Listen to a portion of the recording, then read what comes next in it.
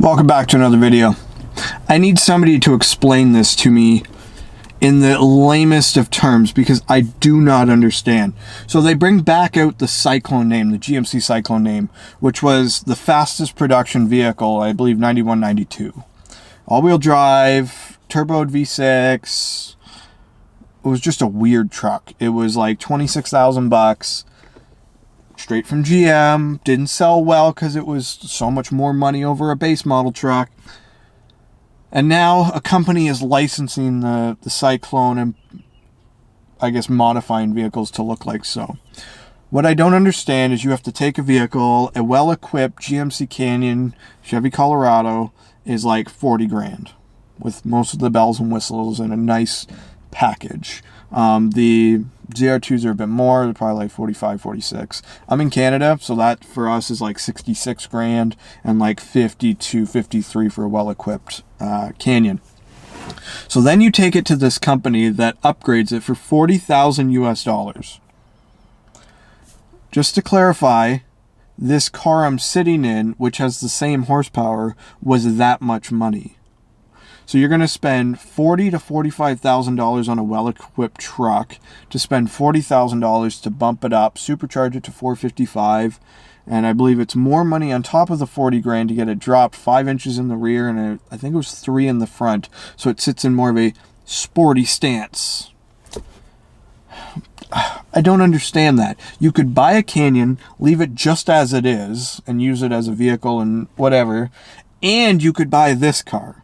Guaranteed no Canyon would ever outrun me. 455 horse, I weigh less, aerodynamics, traction, weight distribution, everything about this car is on point.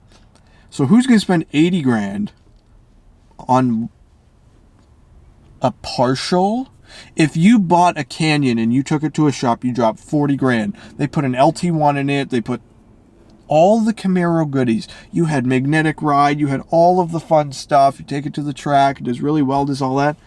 I could see it. You've got your V8, you've got your big power and your rumble and your roar. I understand it's not a Syclone because it's a V8, but why would you spend that much money to supercharge a 3.6 liter V6? I'm just not understanding. And anybody that has $80,000 to spend on a Canyon really ought to go look at something else. You could buy a lot of other vehicles, buy a diesel and hop it up, do something ridiculous, and be able to tow a realistic amount. It seems like some people are just spending absorbent amounts of money to achieve far less than they should. And I know a guy that put 2,600 foot-pounds of torque into a Cummins to run 10s when a pulley swap tuned ZL1 would run 10s for half the money he's got invested. I'm not quite understanding the appeal of doing something in something so incapable when there are so many vehicles that are capable. I guess that's my drive home point as to why it might not be a smart decision or a good value to invest in. Honestly, I'd rather drive this in a minivan than own one Canyon that has this much power. Yeah, that's probably fair to say. Give me your 2 cents. What do you think? You think it's a good idea? Would you ever spend $40,000 on a supercharger? I realize there's some other goodies that go along with it to make it all function, but you're essentially just buying a supercharger.